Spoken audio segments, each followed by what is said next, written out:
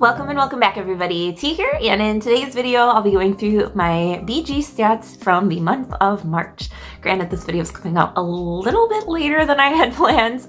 April had a very busy start to it, which you'll be hearing about a little bit in next month's video, but without further ado, let's get started. I was able to log 143 plays with 118 unique games, which is super exciting, and 11 of those were games I had never gotten to play before. I did play 15% of my base games that I own this month, which is pretty much right on track. Granted, some of those are the same as games I played in January and February, so I have to double check on the overall percentage for the year. But we have in our number one slot here, as no surprise to anyone, Similo, which is from Horrible Guild. Y'all know I love this game by now. I think it's been on my previous two lists as well. And if you haven't already checked out my Horrible Guild sim video to learn more about it, you definitely should do that right after this. Another new game that I tried out this month was Paint the Roses. This is a cooperative tile laying game that uses deduction based on the types of combinations of tiles that are formed when you place a new tile out on the board. Everybody has a secret pattern,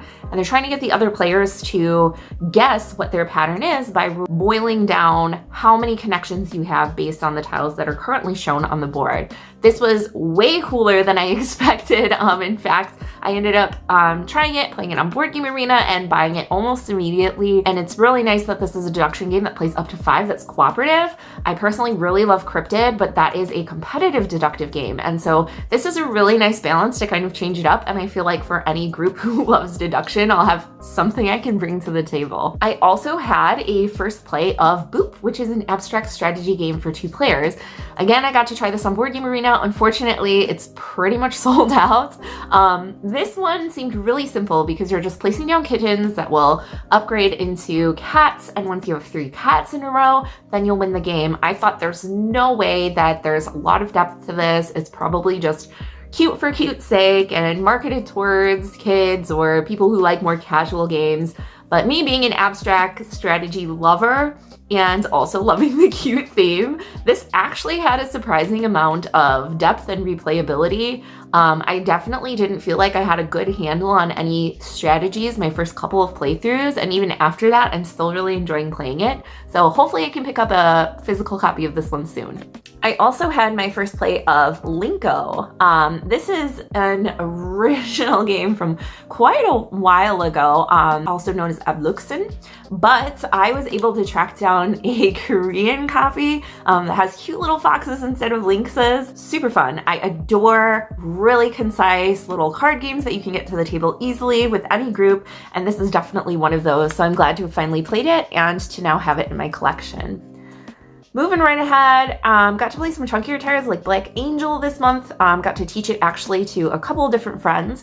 And I also had a first play of Sea Salt and Paper on Board Game Arena. Now again, unfortunately, this one isn't released in the US yet, but I'm hoping to get my hands on a copy as soon as it does. This was another little card game that I wasn't sure I would like. The rules seem very simple: set collection, draw a card, or take from the discard, etc. And then certain combos of cards would get you points, or certain combos would get you a special ability. But this one has a really interesting bluffing mechanic to where you don't know how many points everybody else has. And if you think you have the most, you can kind of make a wager to say so and gain more points. But if you fail, then you only score certain bonuses instead of the actual point values of your cards. So it actually turned out to be a lot more interesting and engaging than I had thought on first glance. We also had a lot of quick games this month. It was definitely like a mini game month with some other favorites. Another game, larger game that I did get to play that I love is Bitoku. I also got to teach this to some friends who were looking forward to it, and I'm really hoping to have more of these weekend days where we can just kind of pick a game and set a day aside for that, because as y'all know, if you play it during the week, if you, work your 9 to 5 and then you come home and then have to play a huge chunky game or learn a huge chunky game that's going to take multiple hours, it can be a little bit draining. So definitely looking forward to hopefully having more time to schedule some bigger game days like that as we move forward. Another game that I was able to play recently is The Search for Planet X. This is one that I played once before. I haven't tried it solo yet, so if you have, let me know in the comments down below what your thoughts were. One that I was on the fence about selling, so I wasn't sure if I wanted to keep it or not. And after playing it again, I think there is enough there that I do really enjoy it. I did hear that there is going to be a new like Search for Species X or something like that, but I'm not 100% sure on the details of whether that will be a total upgrade or replacement for this game, but I'm quite happy with this one. And we have some other favorites here: Rome, The Bloody Inn, Unearth, so many great games. Clans of Caledonia, which I am terrible at that game, but it's always super fun to play. Some engine builders like Chocolate Factory and Gizmos, which are also on Board Game Arena. If you haven't checked them out, they're super fun.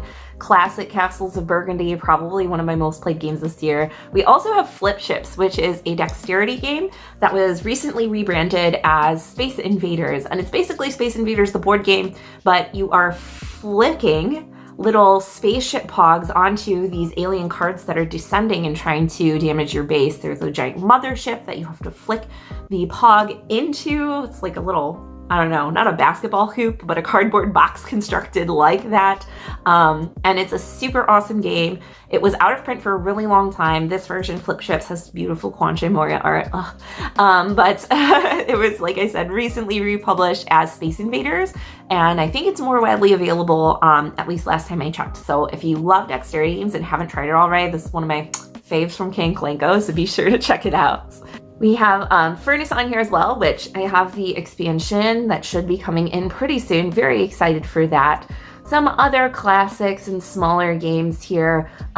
Three Sisters, which I actually ended up selling. I think I'll talk about that more in a later video, but some mixed feelings on that one. We have our lovely Capital Lux 2. Been a hot minute since I gave a shout out, so boom, there it is. If you don't know what I'm talking about, just watch any other video on the channel. You're bound to hear about it sooner rather than later. Another fave, Masters of the Renaissance. Ugh, it was so good. It had been a while since I had gotten this one back to the table, so I was really glad to be able to play it again. It is such a juicy engine builder. Mechanically, it's just wonderful.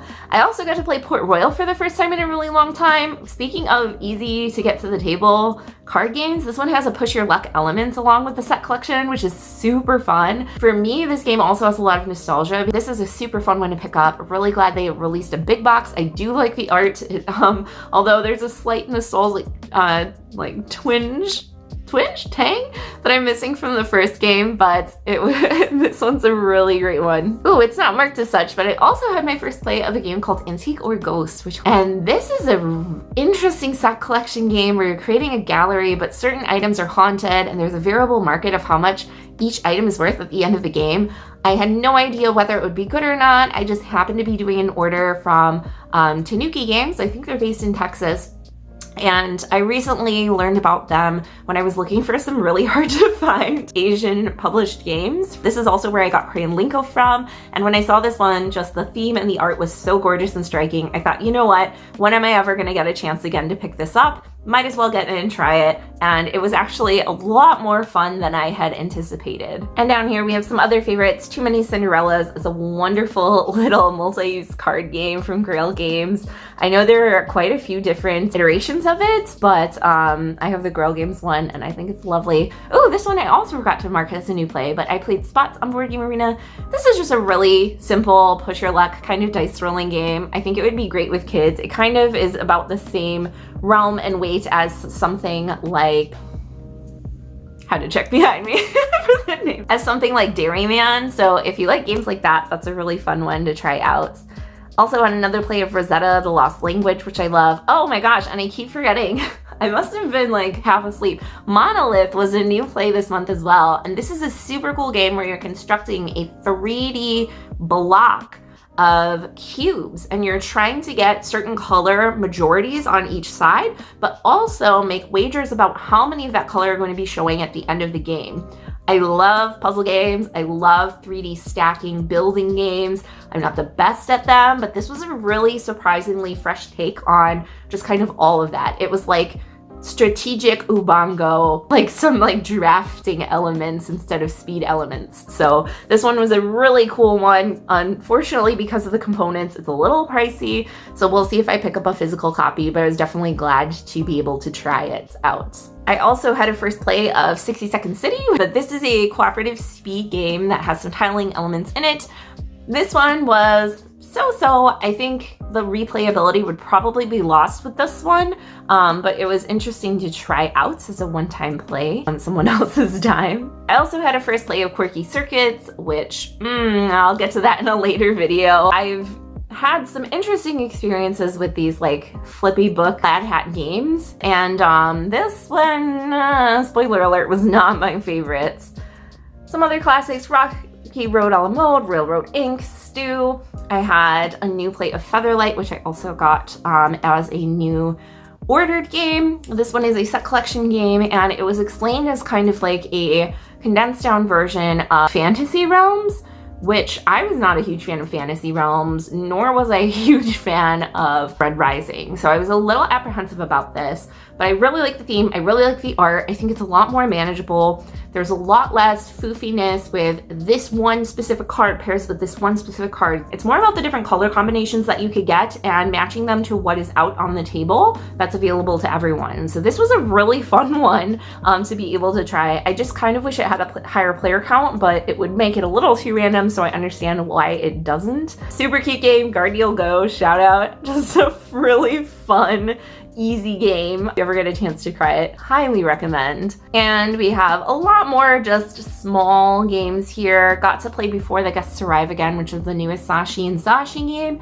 This one out of the entire series is not necessarily my favorite, but it just has, like all Sashi games, a really sentimental overtone to it, and this one is about tidying up as quickly as you can before your guests come, but certain people are in charge of cleaning up certain items, and they can only clean up so much based on their own person. So this was a really fun one to be able to share with friends. And we ended with some classics, some Taco Cat Goat Cheese Pizza, Dragonheart, Tucano Twinit, Colorado, and X-Nymph. So overall, it was a pretty solid month of games. Although I didn't get to play a lot of larger games, it was mostly a lot of small games, it was still a great time all around. Let me know in the comments down below what games you enjoyed playing this past month. I'm really looking forward to next month's recap, where I get to share with you some of the craziness that's been going on in April so far. Thanks so much for watching, and I'll see you next time. Bye!